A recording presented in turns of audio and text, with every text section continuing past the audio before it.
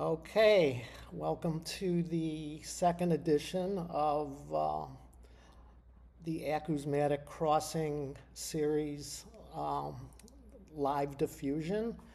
Today we're going to feature the music of two of the previous artists that we published, Valentin Sismann and Matt Gender. Before we get into it, I'd like to give a quick shout out to the Metapsychosis Journal. That's the online journal that's publishing this series. If it wasn't for them, none of this would have happened. Just very briefly, some short backstory about that. I wrote a couple of essays, one about Denis Dufour and one about Beatrice Ferreira, that originally was published in the Avant Music news site. I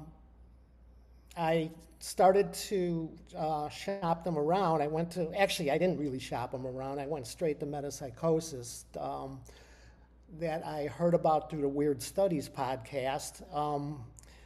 They liked what they read. They graciously published them in basically a different version than what was originally published, a little bit more embellished. So they were published, and the journal actually started to get music submissions from people, acousmatic submissions.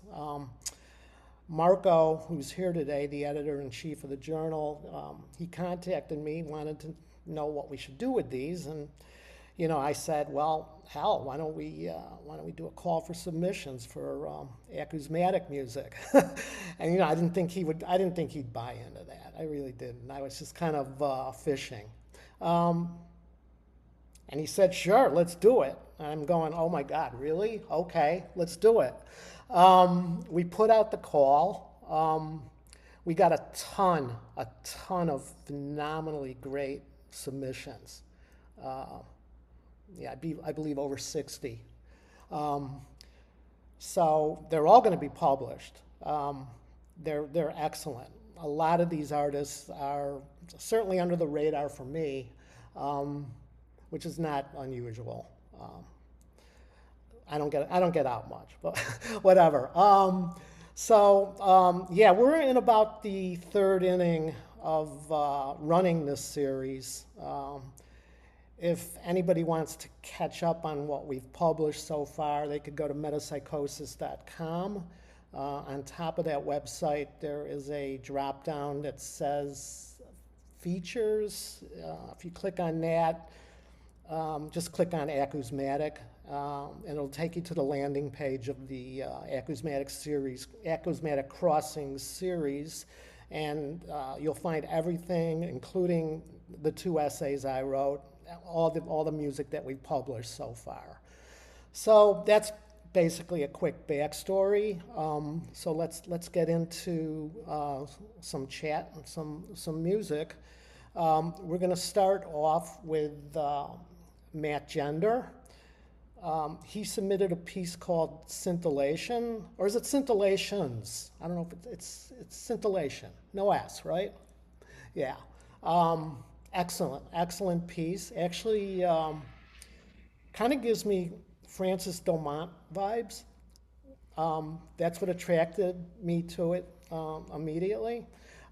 It's really he's got a well-stocked Bandcamp page, so you should check that out. I think you just released a new album, didn't you, Matt? Yes, yeah, I just put out a new one. I think it was like a week ago. Yeah, yeah. I haven't had a chance to listen, but it's coming. It's on the wish list. Looking forward to it.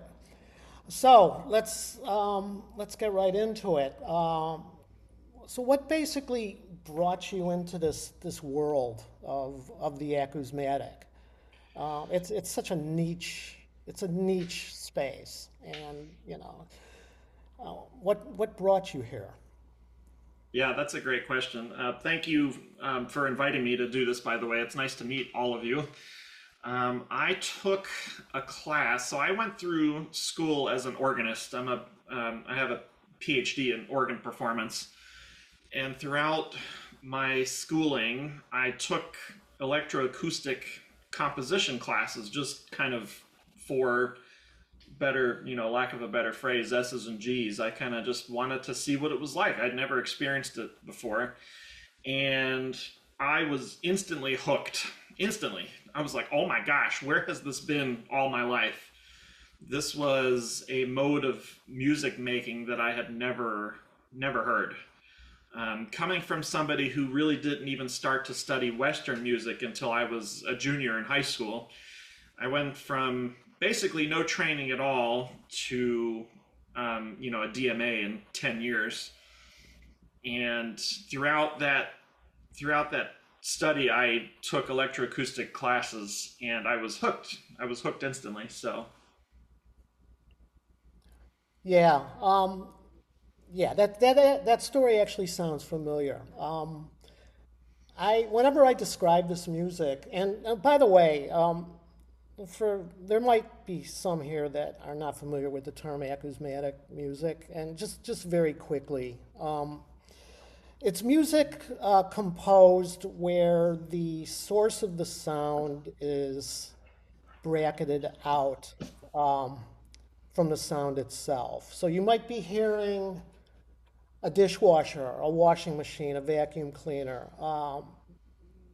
but it given that it could be so heavily processed that you'll have no idea where the what's creating that sound. And really, I think the point here is to give the listener of acousmatic music a window where they're not distracted by an image of an individual making that sound, or a sounding object that creates that sound.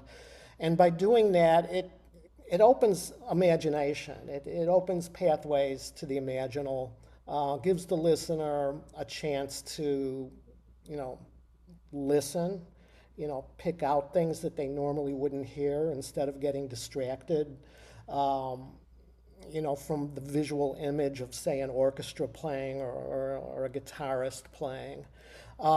So for me, I think I might be an anomaly here, but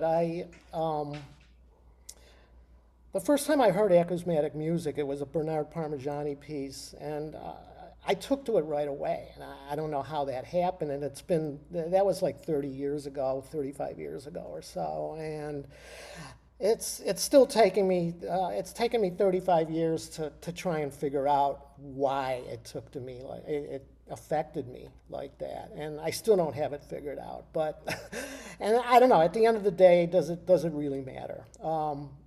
I love this music. It sends me places, and I hope for the people that are here that are not necessarily familiar with it, it could send you down a little mini rabbit hole as well. So yeah, so it sounds like we kind of have sort of an adjacent story there, Matt. I'm not sure. So the music, the space itself originally seemed to be held prisoner, so to speak, in academia, in the universities, in their very expensive computer labs and their recording labs. I'm wondering, do you think it's still like that now that we've got technology has come far enough where people could set up their own home studios for pennies on the dollar, basically, compared to what it was? I'm wondering if the acousmatic space is kind of drifting out of academia and into the bigger public sphere. What do you think, Matt? yeah, it certainly seems that way, especially in the U.S. when back in the day, the universities were probably the only spot where you could find technology and funding big enough and sophisticated enough to be able to practice this. I think of like Milton Babbitt back in the 50s and 60s with Columbia. And then it slowly has started to branch out in the U.S. In Europe, for instance, I think it kind of ended up the other way. like Pierre Schaeffer and the Parisian circle, they started a thing outside of academia, it seems, with the GRM, and then the academics kind of surrounded it. Oh, So interesting. I didn't. Yeah, I never looked at it that way. I as thought they far were as all. right, as far as I know, that's what happened. We have like um, the composition classes that were held by Xenakis and I'm blanking on his name now. Darmstadt, Oh, the right. Darmstadt school. Um, so that kind of thing happened around the music, whereas like it seems in this country in the U.S. the music kind of happened around the academic centers. But yeah, I think you're right, Michael. I think it's slowly starting to branch out as the technology steadily becomes more accessible. That's good to hear. That's actually shines, maybe a faint light on. I certainly don't ever expect acousmatic music to scale up to a degree where the cab driver's talking about it Yeah, or something, whatever. But yeah, I'm glad it's not, being held, hostage in the ivory tower as much as it seemed to have used to have been. Um, why do you think it resonates with people? Do you have any thoughts on? I know that's kind of a vague, oblique question, but why do you think it resonates with people? And at the same time, when people hear it, they may think it's total crap, total noise, and get me out of this room before I have a nervous breakdown. yeah. I think the one great thing, especially like with the philosophy of John Cage and even some of your own philosophy with acousmatic music, is that people make it what they kind of individually. The beauty is kind of individual. So for me, the allure of it was the fact that it was so different from anything else. It was off the charts, just something completely different than what I had been exposed to. And it not only was different, but it told a story. And the thing that excited me about not only practicing it, but now teaching it was the fact that the experience is subjective to each individual person. One person will think, okay, this is just noise, and another person will say, oh my gosh, this speaks to me in something that I've never heard, which is my own experience. When I teach this, I'll play something, I'll play a noise piece actually. I have several different noise pieces that I kind of pull out, and I ask people at the beginning of the class, the beginning of the semester, okay, is this music? And most of them will say, no, this is just noise. And then at the end of the semester, I'll play it again as this music, and you should see the wide array of answers that come out. So I think the attraction for me was the fact that it was so different, and it was something that is different to everybody else. Yeah, totally agree. And as far as noise goes, I've been introduced to noise fairly recently. And maybe because of my experience listening to acousmatic music, I'm able to appreciate noise more. But it's definitely for me. I feel that it's something to a new path to explore, which I'm really looking forward to. So let's talk about your. I don't know if I'd call him. Can I call him an influence? Horatio Vagione. Oh, for sure. I know you put out a record, well, maybe a few years ago. I own it. Homage to Horatio. Um, what was it about his music? And maybe you could explain his. I'm going to say maybe you could explain his music. It's such a bizarre, weird question, but just not being in the technical weeds here. doesn't he, what's the, what's the word I'm trying to think of? Similar to Curtis Rhodes, where he cuts he cuts a sound up into a myriad of parts and really exposes just the rawness of a single waveform or a single sound. Maybe, I'm not a musician, so maybe I'm using the wrong terms. But what was it about Horatio Vagione that attracted you to that music, to his music? Yeah, so I think it was actually out of pure coincidence. I was searching through YouTube videos. I have YouTube will give me recommendations based on things that I've watched. And like you said, my very early influences were all around that Parisian circle, Bernard Pimigiani, Francois Schaeffer, Francois Bale, all these greats of that first kind of circle in the 50s, 60s. Yeah, And then that first generation was, yep, yeah, was amazing. out of pure coincidence, I happened upon a piece on YouTube that was done in the old INA building with a huge organ. It was called Ash. It was a piece called Ash by Horatio Vagione. And I was blown away. I could not believe that something like this could be possible. Completely blown. I was speechless. And it's a piece that he did back, I think, in 1994 or 5, early 90s, right as digital technology for this process was being invented. And I couldn't believe what I was hearing.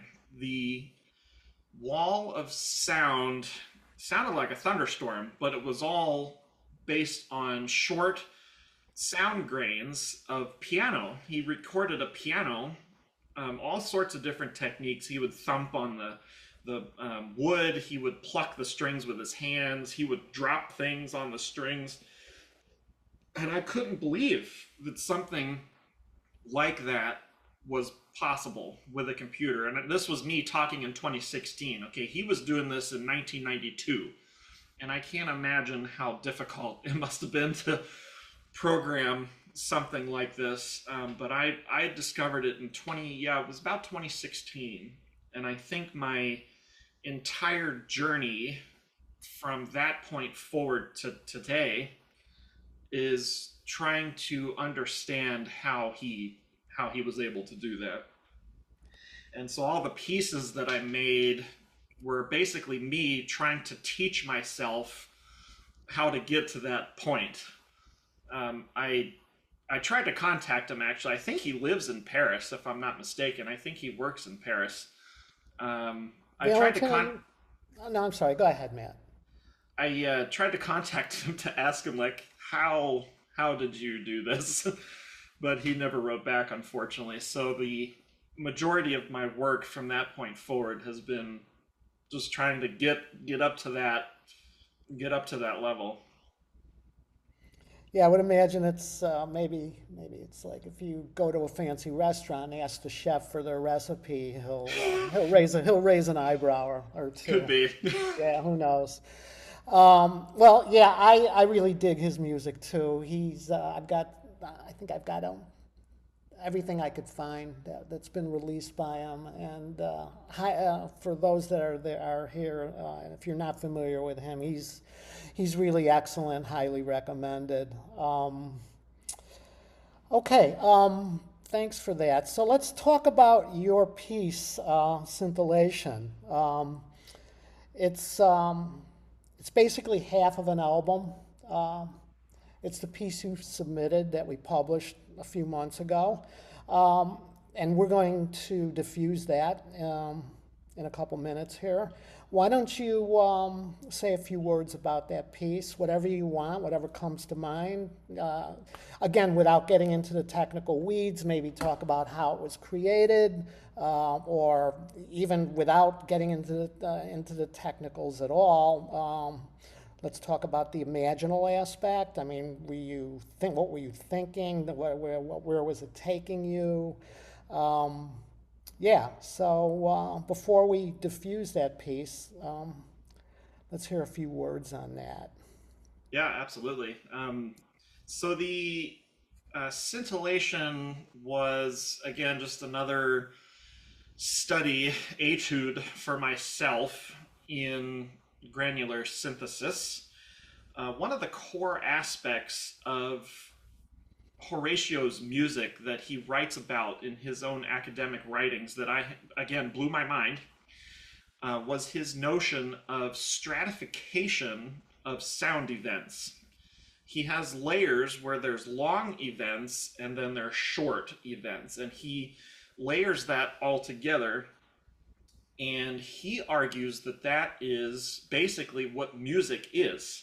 Music is the juxtaposition of different length of sound events. And he also cites the paintings of Kandinsky, the especially colorful ensemble, which I have is my Bandcamp profile picture. It's the painting Kandinsky's Colorful Ensemble, because Kandinsky himself described his paintings as music. They were musical pieces.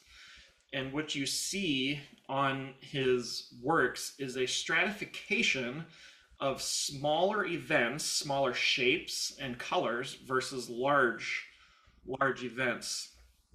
So the basis for most of my composition is the stratification of long sound events versus short ones. And you'll hear that on several different scales. You have the microscopic scale, and then mesoscale, and then large scale sound events. So the whole piece is built around that kind of strata.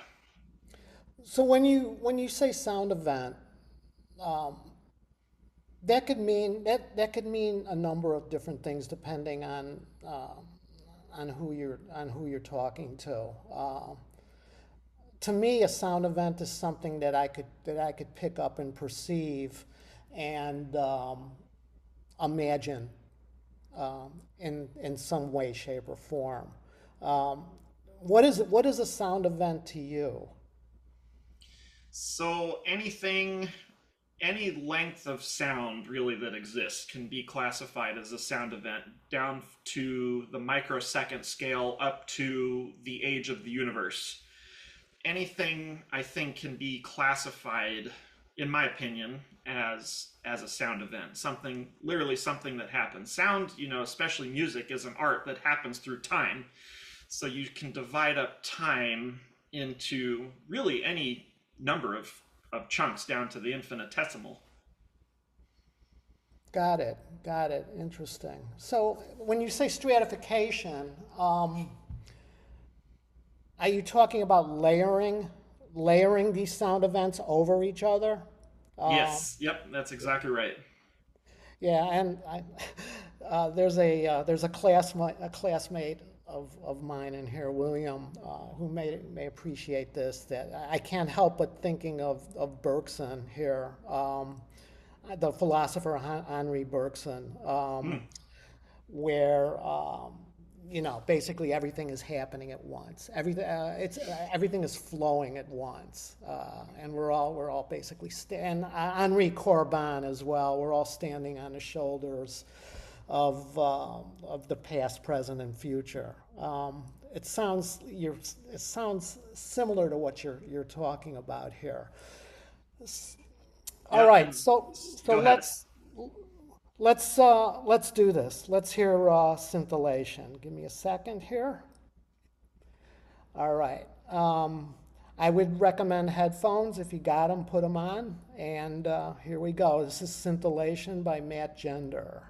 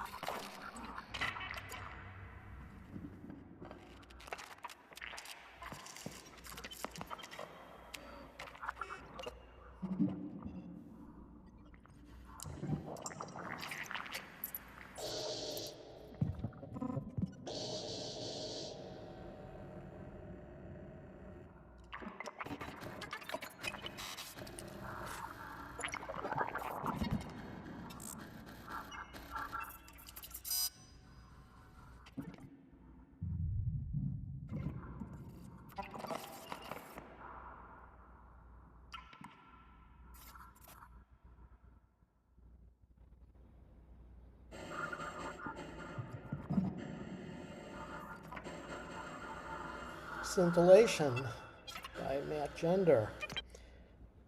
Awesome. Loved it. Such a wonderful piece.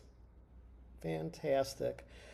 So, what I'd like to do briefly before we hand this over to Valentin, I'd like to see if anybody here um, in the listening audience that we have wants to ask any questions or have any comments on that. Specifically, what was it like for you when you were listening to that piece? Speaking from I'm a non-musician. Um, for me, I've heard that piece so many times, and every time I listen to it, it takes me to different places. I'm wondering if anybody here wants to unmute themselves and share their personal experience. And if not, that's fine. But if you do, feel free to unmute yourself briefly and share what you thought. Excuse me. Sure. Um, I was actually listening to it with a visualizer and um wow, it's something I've never heard before and also something I've never seen before in this visualizer. Um, I really like the part with the I don't know what it was, but it sounded like a torrential like downpour of rain or like a storm or something. And it was the most calming thing I've ever heard this week. I was like, wow, that's what I needed. And like now I'm like, so how do I get into this? How do I make this kind of music? It's really awesome. That's great. I can show you the tools if I can share my screen real quick if you're interested in Oh, I would love that. Yeah, getting because into I'm also this. trying to I'm I've been interested in making music in general and I would love to learn something about this. If I'm able to share my screen, I've got it pulled up right at the moment. But yeah, to your point, Michael, I'm also a musician. I came through this as a musician with really very little technical knowledge, and so I Mhm. wanted some tools that I could just sit down and start doing stuff with. I didn't have to do any Yeah. heavy duty computer programming. So I discovered, again, by pure chance, a tool in the software suite Reason.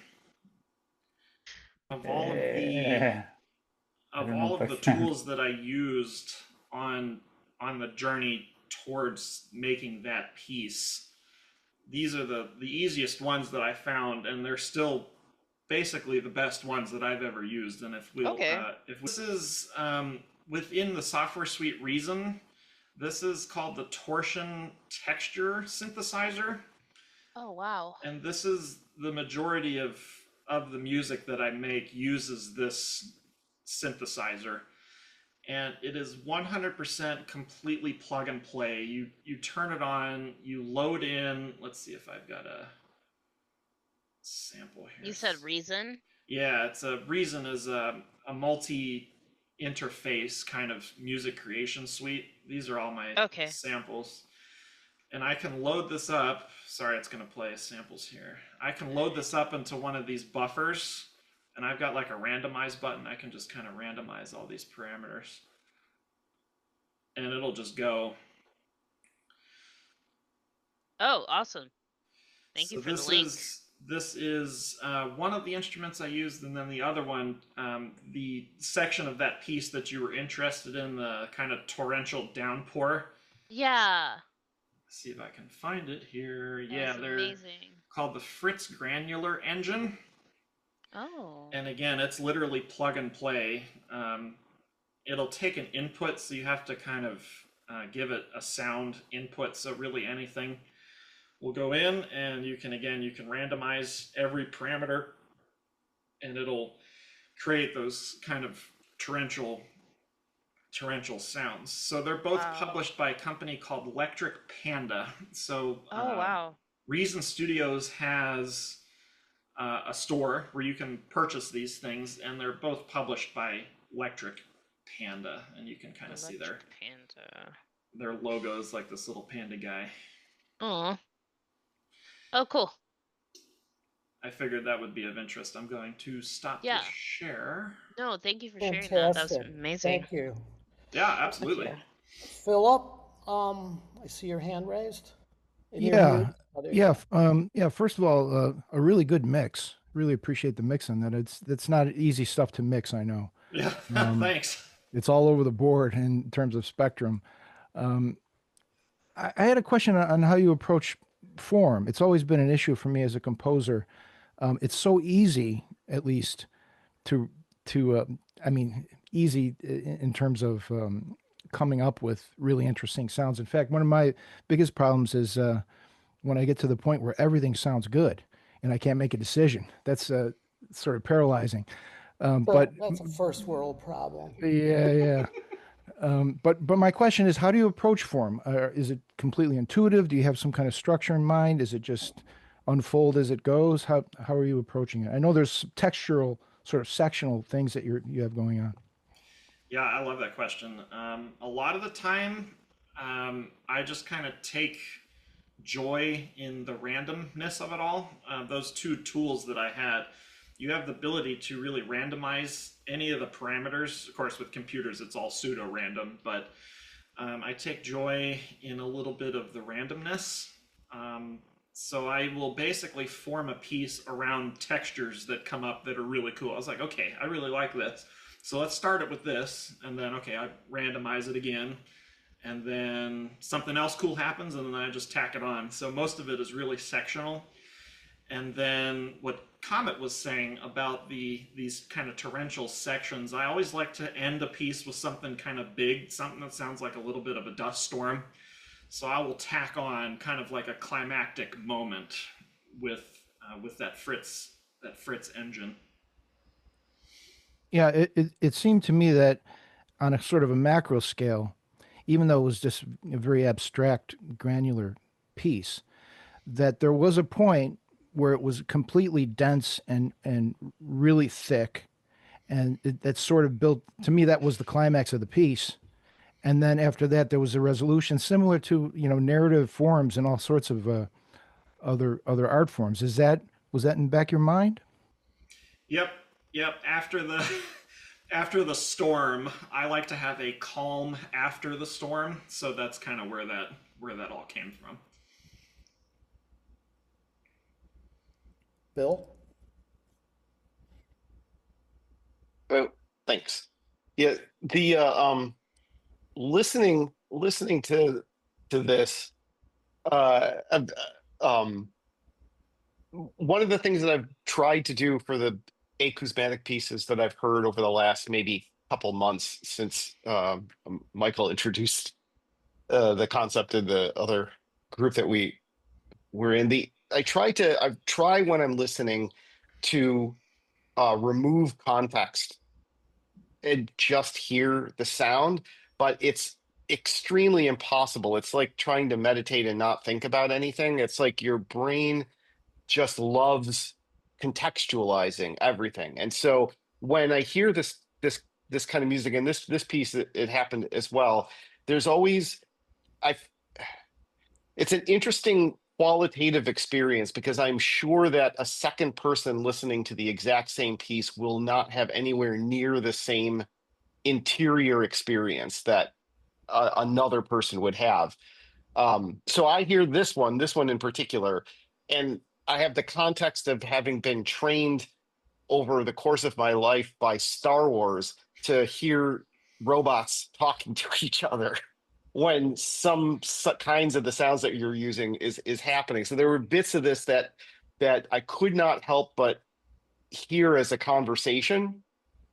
Uh, and I'm curious if you have that kind of contextual. Uh, do you struggle? And I'm sorry. The question, just to compare, I paint. I'm a painter. Is my sort of artistic outlet, and I've been doing a lot of painting recently, where I start with just random splotches, and then I try and let the splotch tell me what it wants to look like, and I actively resist as I'm going through these paintings allowing it to coalesce into something recognizable. Like, I don't want it to turn into a face. I don't want it to turn into an object, right? Like, I want to keep it blobs that evolve into more and more detailed blobs. But I struggle. It's a very big struggle to take the context out of what your brain is constantly trying to do. Do you have that? Do you have that experience when you're composing music like this? Are you actively resisting um, contextualizing it to yourself as you build it? Yes, I think that's a great, that's a really, really great question. So I've lived basically my entire musical life as a proponent, follower of Impressionism.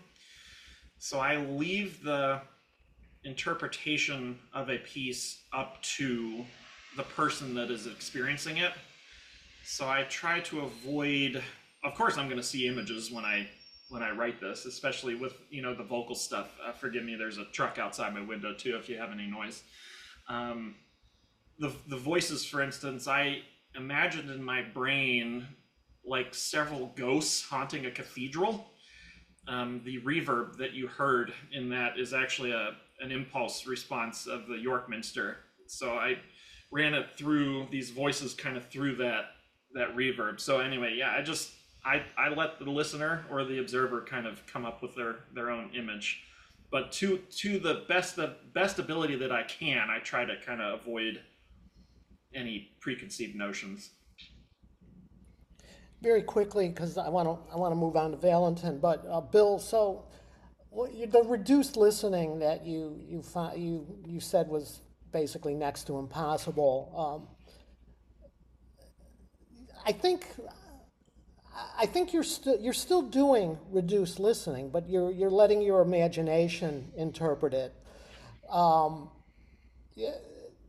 I mean, there's reduced listening and there's reduced listening, where a musician might analyze a sound to hear the qualities of that sound to use in a composition.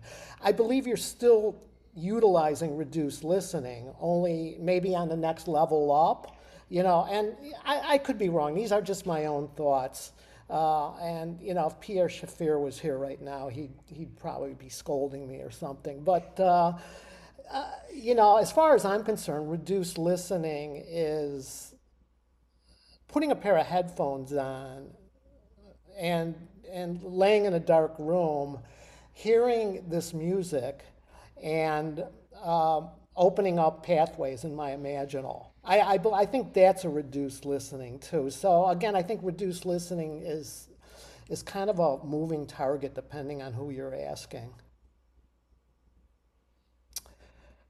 But let's move on. Valentin, thank you for coming. It's probably pretty late. You're in Paris, correct? I think you're muted. You're muted. There Yes. you go. Yeah. Yes, I'm embarrassed, so that's why it's pretty dark behind me. But do not worry, it's fine. It's perfectly fine. So again, thank you so much for the invitation. It's very great to spend this moment. So, Matt, I was very happy to hear your piece. It was very interesting to me, and I really enjoyed it. So thank you so much for sharing it. It was very it was magic. I So Yes, appreciate it that. I That's really was. very liked it. kind. Yes, it Thank you very was. much. Yeah. So let's hear your origin story, so to speak. How did you get into the acousmatic space? That's a very good question. And like you say, it's a very niche thing. So I mean, at this point, I don't exactly know uh, the I don't know why, or I don't remember exactly I how did I get into this rabbit hole. But I'd say that I've always been interested in sound, and I don't know. I've always been a little bit of a audio nerd or geek. I don't know. And so yeah, there is when you're interested in sound, there is always this mystery behind it.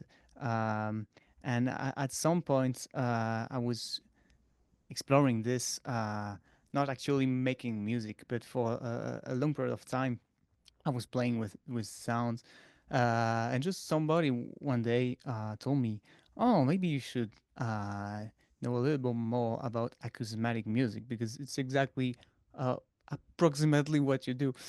So maybe you should get involved in some kind of class or something." And so it's exactly what I did. So I started studying acousmatic music, and then I'm here talking with all of you guys. So I don't know. It's exactly like your path, Michael. It's just you're getting very enthusiastic about it, and then you're you're just I don't know, lost, and you forget why exactly you're here. So Yeah, um, and eventually the why doesn't even matter. exactly. Yeah. For me at this point, I don't even know, but I'm really into this, and I have so much passion for this music. So yes, I'm here. That's the most important thing. And I compose today. I'm a composer of Acousmatic, yeah, in Paris. So, like I said, and I'm also a video artist. But the common thing here is that Acousmatic is music about recording media because acousmatic music it's recorded music in a way, but that's I mean everything is recordings now, but Music, music for loudspeakers. Is that? it is, Yeah. but it's yes, it's intended, but it's a recording media, and that's something I'm really interested in the recording media because it's in a way it's an extent of the memory and being able to play it to compose with it.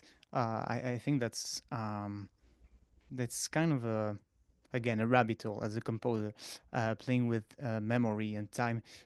It's something you could get lost in. So that's the common thing between the acousmatic world and for me the video practice because I also make video pieces, not exactly in the same way, but I mean I like composing with time, even though it's sometimes uh, time related to audio and sometimes time related to video.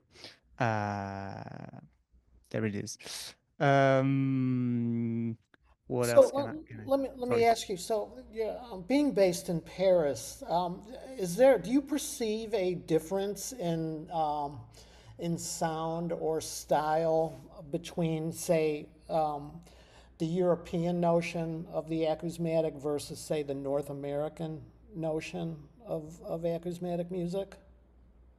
I see where you want me you want me to go, but I think yeah historically there was some not churches but some schools some ideology, and it was true back then. I think Matt, you were talking about what happened in the US in the 50s and the 60s and what happened with in Paris also with Pierre Schaeffer, etc.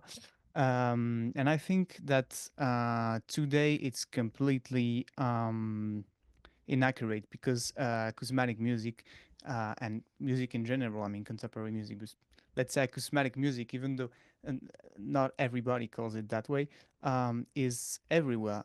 And I'm a huge listener myself of cosmetic music, and I'm listening to composers from Japan, Iran, Mexico, from everywhere, all around the world. And I think there is not a style related to a specific country or a specific zone, but a specific style related to each composer. Because, like I said, acousmatic music is recording media, so you can put everything on it. You can put everything, and you can invoke and summon so many different languages, and so that's why it's as a music genre it's so rich. Today there are no aesthetic related to zone. It's related to every composer, I think. That's a really interesting. I think you're hitting on a really important aspect that acousmatic or whatever you want to call it. It's just such a and you know, this is true with all music, but the fact that the acousmatic, what it does is, like I said, eliminates the sound source from the sound itself, um, enabling everybody to have their own subjective experience. Um, and I don't know if there's other music that does that, that acts, at least for me personally. And I listen to a lot of music. I listen to a lot of different styles of music. But for me personally, the fact that this strategy that's being employed, where they intentionally strip the source from the sound, which just again enables me to wander down imaginal pathways, as I said before. Um, it happens in such an intense way when I listen to this, and it doesn't happen that way when I listen to other music. So the theory behind it is if that is indeed the intention of acousmatic music to, make people engage on an imaginal level, it's working. At least it's working for me. I hope it's working for other people. So yeah, that's really interesting. So Valentin, can you in layman's terms, because most of us here are not sound creators, as far as I know. Uh, what's your creative approach? Do you, um, do you go out with microphone in hand, tape recorder in hand, build up a sound library? And we could also talk about your project too, about sound libraries. But let's first, like, what is your, in a very layman fashion, how do you go about composing a piece? Yes. In general, for acousmatic music, yes, indeed, I'm the kind of person who is I don't know, an audio collector in a way. I'm not always with microphones, but I have a very intense habit of recording sounds, and it's not an habit; it's a need. I need to seize material always as a musical exercise. Uh, and yeah, I've been doing this for a while.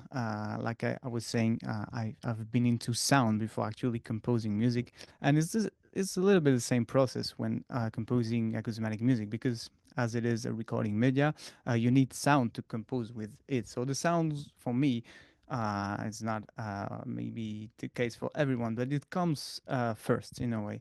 So I need to grab a lot of sound. I do not make all the sounds. I mean, I do not make in the first place all the sounds for a specific piece, but I make sounds. Like I said, all the year, uh, 4 years now, and I do pick some of them. Actually, quite a few. As an example, the piece that you are going to listen to, there is not that many different sounds, and I have recorded in my life so many different sounds. But actually, in a piece, I only use, I don't know, 10 or something, um, and it's funny because I was saying that the sounds used in a piece were not made right before the composing of the piece. In this specific piece, Morpheme, that you're going to listen to, there is one of my first recordings that goes back from, I don't know, 7 or 8 years ago, something like that, and that it has some kind of sentimental, I don't know, value to me. But yeah, most of the sounds comes from one of those these recordings from, I don't know, almost not a decade, not a decade yet, uh, but quite some time.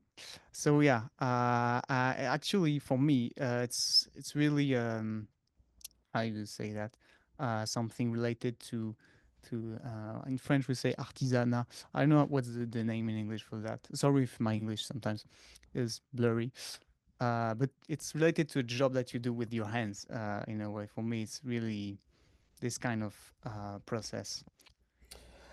Is all your sound, the sounds that you use primarily, are they all natural sounds that you then proceed to manipulate, transform, or not? Or do you sometimes create sounds in the studio, say synthetically in some way? Both, but most of the time, if I make sounds synthetically, it's out of natural sounds. And for this piece, Morphem, and actually, I think it's the case for all my pieces, it's all natural sound. As crazy as it may appear, of course, because when you listen to it, like you mentioned, you can't really picture it. But yes, it's all natural. Got it. Yeah, interesting. Well, I do. I mean, listening. I've listened to your piece many, many times, and yeah, some of the sounds are very recognizable. Others are not. The You just recently created a. You kind of it seems like you spearheaded a project where you interviewed numerous acousmatic composers, asking them about sound libraries. Can you briefly explain what a sound library is and tell us a little bit about this project? Yes, yes, of course. So sound library would be a pool of sound, a pool of materials that a composer gathers, either for a specific project. As an example, uh, of the Vagionia piece that Matt was talking about. He recorded the piano sounds and he made a sound library out of this piano recordings and he made the piece out of it. But it can also be like, as an example, in my practice, or I don't know, Pierre-Henri did that also, a global sound library, which means that the composer all his life will gather materials, will gather recordings, and when composing a piece, we will select some of them. So it's like a palette, for a painter. William, you're a painter, so it's like a palette in a way. But the thing with this palette is that the paint it never dries off, so it's always there. Well, it depends because you can lose your palette, but I don't know if I have been clear. But the idea of the palette is, for me, it's understandable. Yeah, so I mean, I haven't read your entire piece on it. You looks like you polled many artists. There's like 50 acousmatic artists, where you asked them There to. are 23 articles, and I think, yeah, there's 23 if I if I'm not mistaken. But there is one about Parmigiani, and this article is an interview of his wife, his last assistant, and his editor, talking about him. But yeah, so this made this yeah, for everyone, this work that I did was this year. I made a collective work, all texts, where I gathered interviews and texts of composers talking about their sound library. Actually, just a pretext to talk about their sound approach, their compositional and artistic approach. So it's a way to discover the little kitchen of every composer mentioned there, and it's not too, I mean, it's not a technical work. It's Not at all. Not at all. not I at all. found it, Yeah. I mean, again, as a non-musician, I found it fascinating to read. It's not technical at Thank you. all. It's just really interesting. It opens up a window on all these artists' work process. Yeah, and also it demystifies the Yeah. acousmatic music composing, because everything is very, say, transparent here. It's very um, sincere. So yeah, that was the goal, also to to talk about this those artists and this repertoire, and to help people discover this music, of course. Yeah, I just put the link in the chat for the PDF. So if anybody there wants to take note of it, it's recommended. I mean, even if you don't know the first thing about acousmatic music, it just gives a really, really interesting insight into the workflow of some of these artists. And you you did a nice job at curating that list. I mean, there's some really, really interesting artists there. So yeah, I would recommend checking it out. So the piece we're going to hear. And you're going to have to excuse my pronunciation. And I'm wondering if this is a play on words. So it's called Morpheme. Is that Yeah, Morphem. Yes, all right? More perfect. is Good, good. Yeah. so. I'm vaguely familiar with the word morpheme as a tiny sound object, the smallest. Am I right? You're So exactly right. Yeah. is this a is that the excuse me, I'm not a French speaker, but is that the French way of saying this, or is this more of a play on words It's between morpheme exactly and a play on words. Yeah, it's not okay? the way it's intended to be written. I know it's a play on word about the morpheme word, the idea of morphology and the idea of love, because M is the word. It's a play on word. It's the verb to love. So it's I could not say the same play on word in English, but it's the idea of morphology and love together. So what were you trying to? Let's bring that over to the piece itself. What were you trying to tell us in this piece? What was your intent? I know Uh, it's a bizarre question. I know, and Very you may good not have a question. good answer, but I'm just yeah. I have a good answer. So you haven't heard it yet, but as weird as it may sound, it's a love piece. It's a love song. So we often think as common belief that acousmatic music is pretty serious and academic, like we mentioned before. But this is the acousmatic way for me to write a a love song, and actually that's something I did. I say pop, but it's pretty accurate in a way because it's inspired of the composers of pop music that have has no restraint of express their feelings. And with acousmatic, like I said, it's often seen as an academic music, but I really wanted to inspire myself of pop music with this simplicity of saying things like just I love you. So this piece is a love letter in a way. It's dedicated to someone. So what I tried to do is exactly this. It's a love song. I cannot say more right now Got it. No, got it. That's you've because said I don't plenty. want to spoil you the piece. But I think after listening to the piece, I'm going to talk a little bit about the whys, about why this is a love piece, a love acousmatic piece. Um, yeah. Yeah. So I mean, it's extremely subtle. Very quiet in parts and very loud in other parts. I'm going to diffuse that shortly, but I would highly, highly recommend headphones on this. It's very detailed. It's very subtle, and after we play this, it's about what is it, about a 7-8 minute piece, I believe. Um, if anybody wants to share their thoughts or feelings, that would be wonderful. So. Marco, am I still sharing my screen here or no? Hold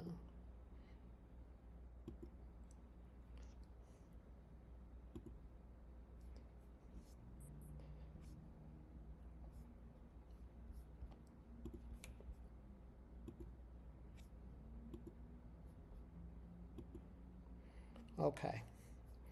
Okay, so here is Morpheme.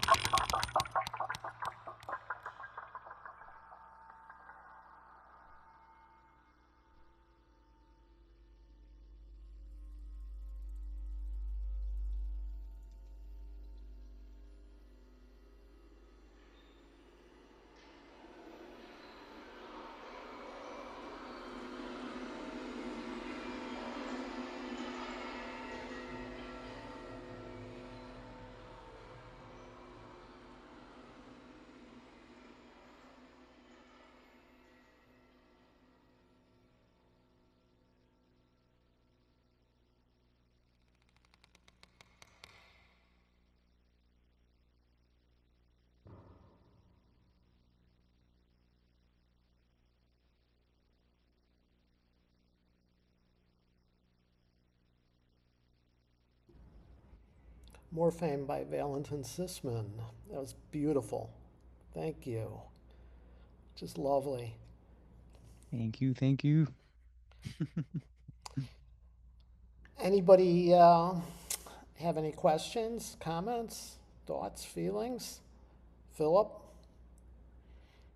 Yeah, beautiful piece, beautiful, and I really love the way everything seems to have sort of a gravitational pull to it.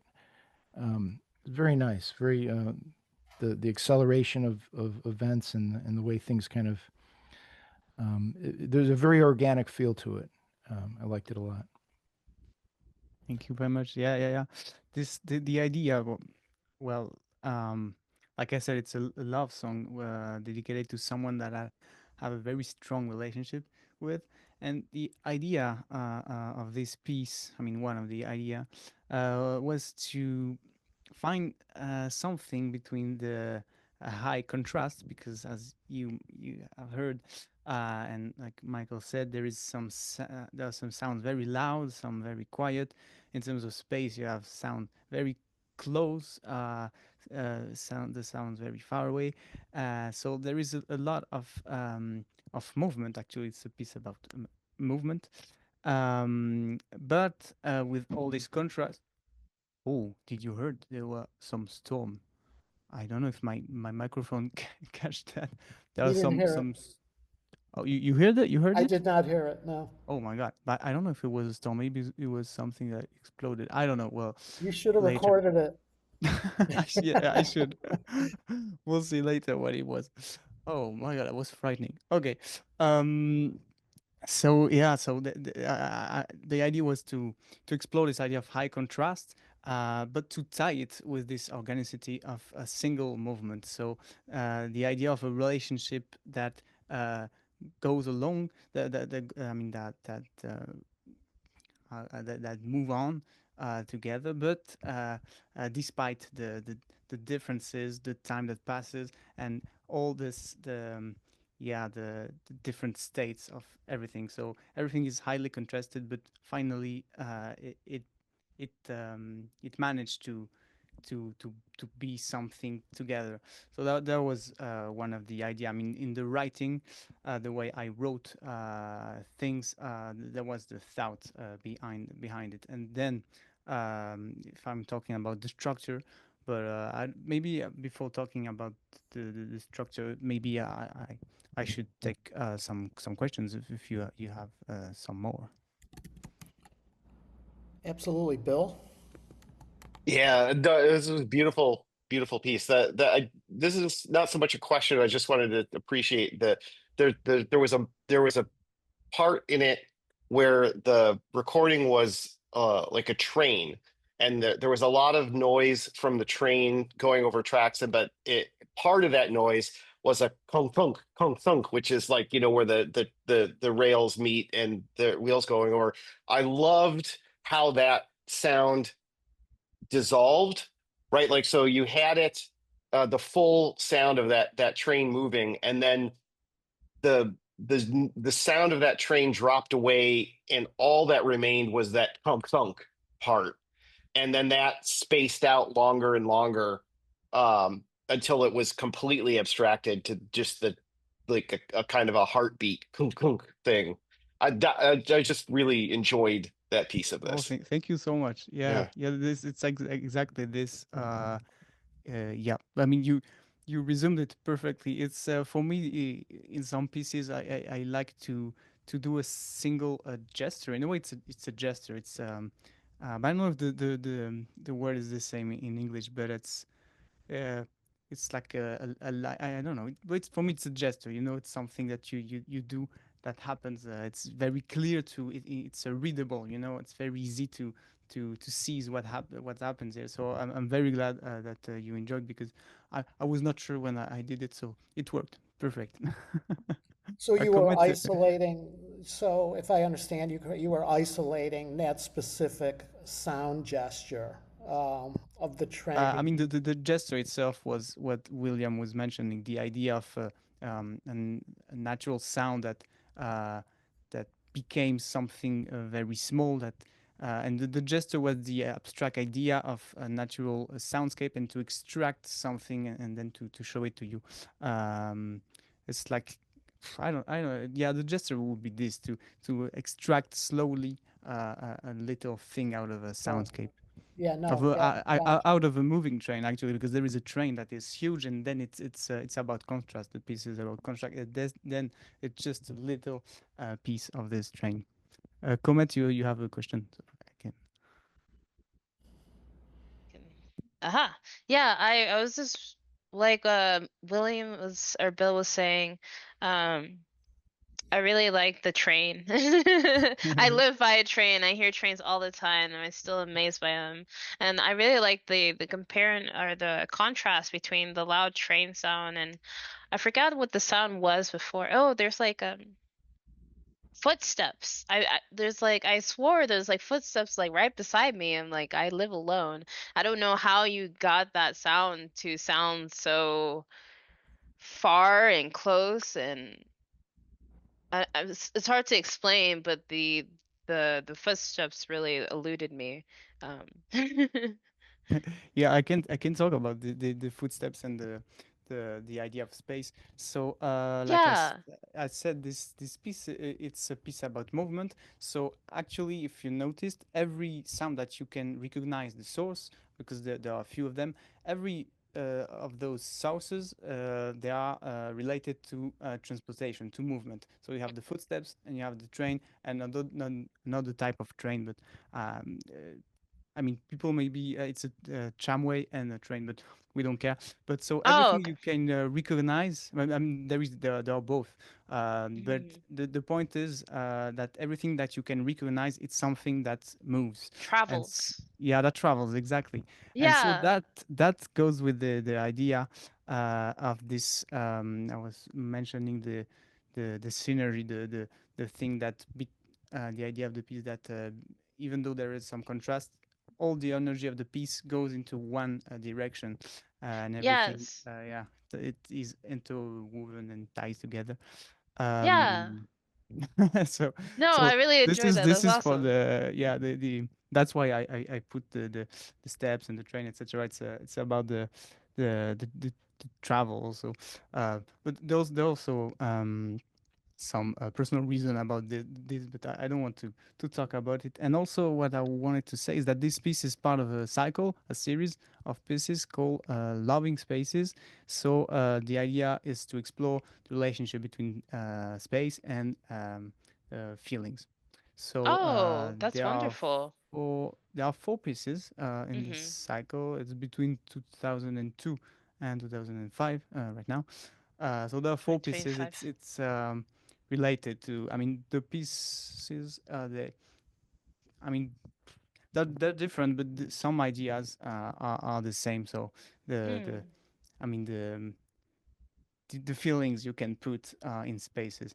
So that's the idea of Yes. the cycle. So it's called Loving Spaces, and this one is the third piece of this series. Oh, okay. That's I just do cool. a little bit of promotion here. No, No, just kidding. that's good. Thank you for those That's insights. awesome. Thank you. Yeah, Yeah, that's it sounds awesome. yeah, it's really great to hear insights from the artists. You know, that you would not. Yeah, I know it's such a subjective experience listening to this music. It's refreshing, both Matt and you, Valentin. It's just very refreshing to hear your own personal insights on the composition of your art. So we thank you very, very much, both of you, for that. So Valentin, where can people find you if they want to listen to more of your music on the web? Or I can give my address, but maybe it's not a good idea. No, no, I'm in France, so no, just kidding. I've got a website. I'm gonna just share the link right after this.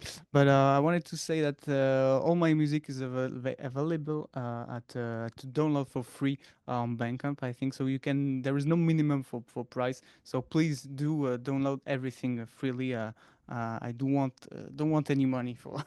I mean, people listening to my music is already a gift, so please don't download it. And also if you're interested, so like I said, everything is available at free download. I work a lot with multi-channel sound, so pieces that are made for more than 2 loudspeakers for specific installation. And so again, those files for those installations, they're all available at download too on Bandcamp. But I'm gonna put my website on the chat.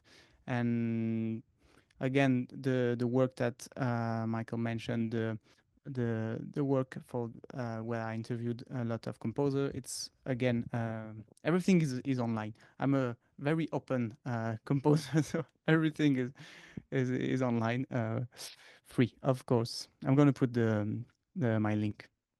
Perfect. And we're gonna put it up on Metapsychosis once the recording of the video gets edited. So yeah. And Matt, I know you've got a big presence on Bandcamp as well. So by all means, we thank both of you. Yeah, here, Valentin and- let me copy the link for you. Valentin, I just found your Bandcamp and I followed you. Great. Forgive me, my air conditioner's running in the background. It might be a little noisy.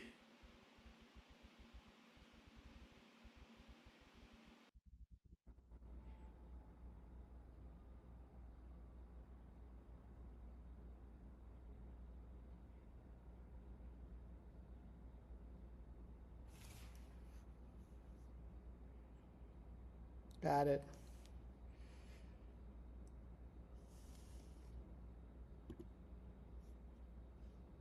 Got it. Thank you, Matt. And like I said, we're also going to put it up on Metapsychosis. I think I alluded to it in both of your pieces when we publish them, but we'll when we get the video up, we'll include these links. Thank you, gentlemen. We're a little past our time. I really appreciate you. I know it's late in Paris, Valentin. Thank you for staying No, up it's fine. late. It's fine. Yeah, I appreciate that. Matt, thank you so much. Both you gentlemen do fine work, and very much looking forward to hearing more music. Thank you, Metapsychosis, for allowing me to take on this endeavor, this Acousmatic Crossings endeavor. By all means, become a patron of the journal. $7 a month, best deal in town. There's a sign-up page right on the journal. So not only do we have the music, but there is a lot of good writers that contribute to the journal. So yeah, by all means, check it out. And that's it for our second diffusion. Thank you, everybody, for showing up. Appreciate it. And we will do this again. Hope to see you all again. Thank you. Yes. Thank you very much. Yeah, this was Thanks. great. Thanks for everything. Valentin, I love your piece. Yeah. It was marvelous. Oh, thank you, thank you. It Thank was you. awesome. Thank you for Yeah. this moment. Thank you all. It was Thank you. beautiful, both of Thank them. Bye. Okay. Bye bye. See you later. Bye-bye.